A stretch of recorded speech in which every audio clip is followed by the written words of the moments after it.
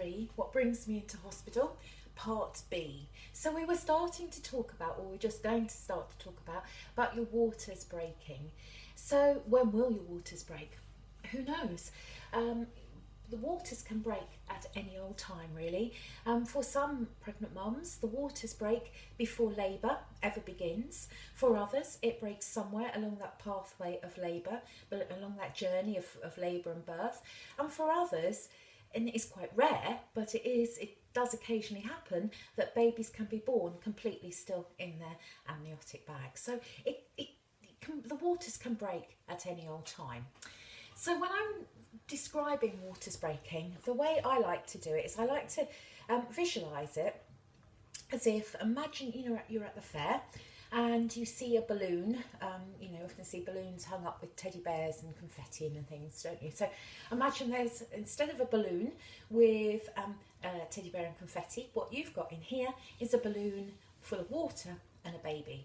And the most common way that the waters break, the most common way people report their waters to have broken, is they were aware of a pop and some warm water coming away.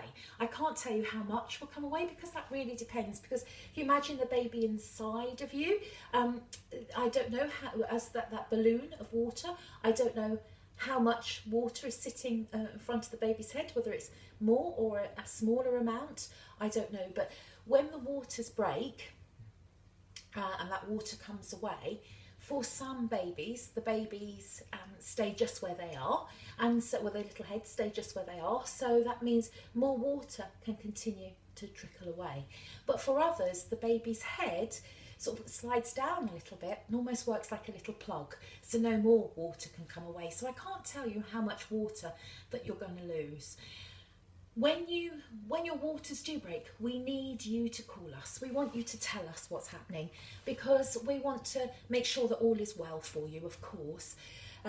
It might mean that we need to see you straight away. It might mean that we will just see you at some point in the next sort of 12, 24 hours, just to confirm that the waters have broken. But what we're really interested in is, obviously, from each individual mum, how pregnant you are, how active the baby is, if there's anything else, any other history we should know about, all that kind of stuff. But also what we're going to ask you is a very standard question when the waters break is, what colour is the waters? Because we hope that it's nice and clear. The waters should be clear, but sometimes if the baby has been unhappy at some point and it's rebelled, the way that they show their displeasure is that they sometimes have their bowels open inside of you. So if the water is not clear, if it's greeny or browny colour, that's an alert to us that at some point the baby's been unhappy. So that would mean that even if you phoned in at 3 o'clock in the morning to tell us that your waters are broken and it was not clear, you have to come in and see us. If it is clear and all is well and we're happy, then we'll make an arrangement with you how we're going to just check that the waters, confirm with you that the waters have broken. But if the waters are not clear, we need to see you straight away. So the other thing that I want to say about when your waters break is that I've already mentioned that often it breaks down here with a pop, but sometimes it breaks up here where it's under far less tension. So you might not be aware of the pop sensation, but what you might be aware of is more, that your pants, your knickers are damp, and you think, is that the waters having broken, or could that be that the baby has bounced off my bladder? Yeah. So a good way to check the between the two is to put a sanitary towel on, and if it's wet and then it's dry, that probably means that the baby has just bounced off your bladder. But if you put that pad on and it continues to be a bit damp, then there's a good chance that perhaps that's the waters having broken up here, and it's trickling away. So good to let us know and speak to us, and we'll make our plan with you from there. Now, for most people, when the waters break, it's something that happens you know, at their natural pace, you know, during that labour pathway or before or whatever, as I've already explained. But just in some rare circumstances, we might want to break your waters.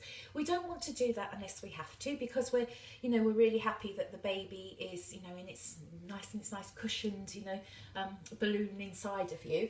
But just sometimes we can break the waters, and to break the waters will help us with a couple of things.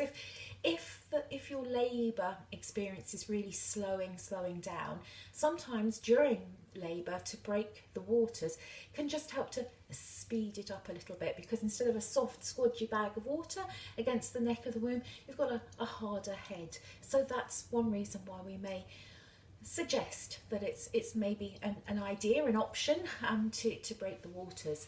The other thing is during your labour and your birth experience, if we're suspicious in some way that perhaps the baby isn't happy, a good way for us to check if the baby is happy is to have a look at the waters. So that might be another reason why we might suggest to you that we would like to break the waters.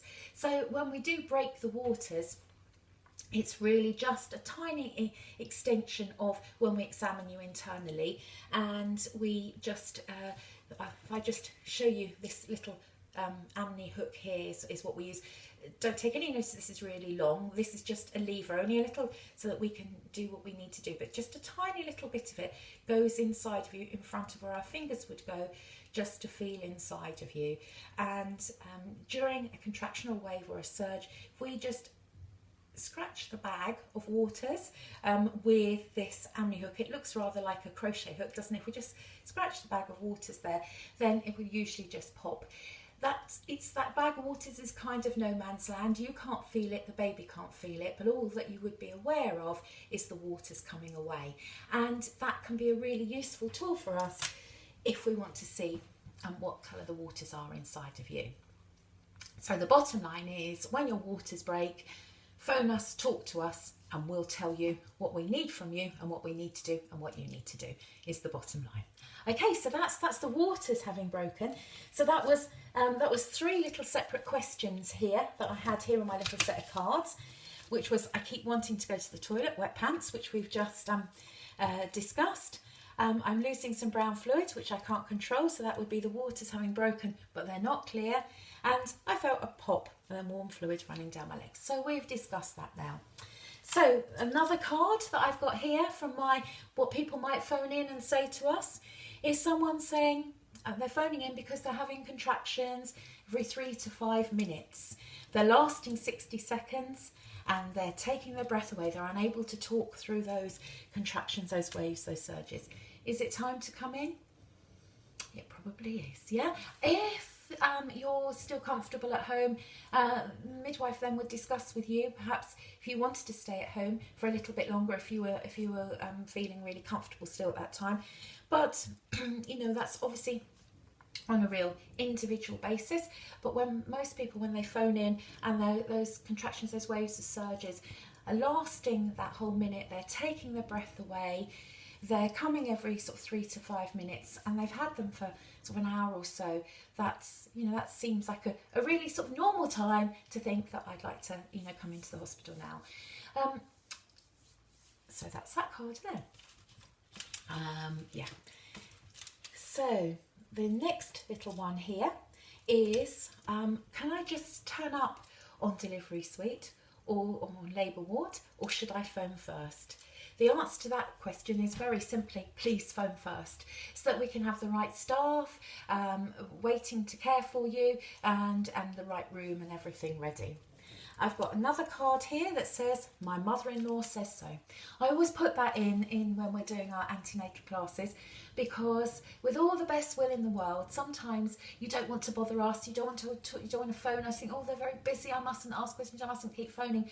But please do, we're the best people for you to ask, not your family and friends and things. With all the very best will in the world, you know, babies of course come out into the world the same way as they always did, but the research around it, about the care that we give and you know, all the expectations, everything has changed greatly over the years. So whilst with all the best intentions, the the grandparents and things will offer you words of wisdom. Don't upset them because they're potentially very good babysitters. But what you need to do is please talk to us. That's the bottom line. So another card says, is it important always to have my hospital notes with me? Yes, it's crucial. It's like turning up at Gatwick without your passport. It's really bad news. I've got another one here that says pressure in the back passage. So what we're looking at there is maybe somebody is having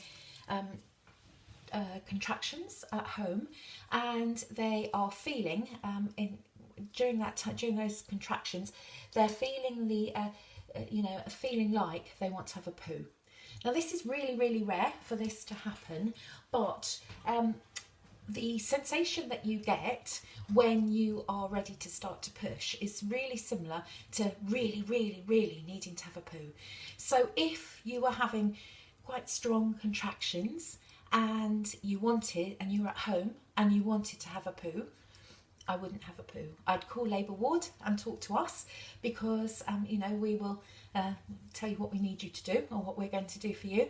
But if you're not having contractions and you need to have a poo, then obviously do have a poo.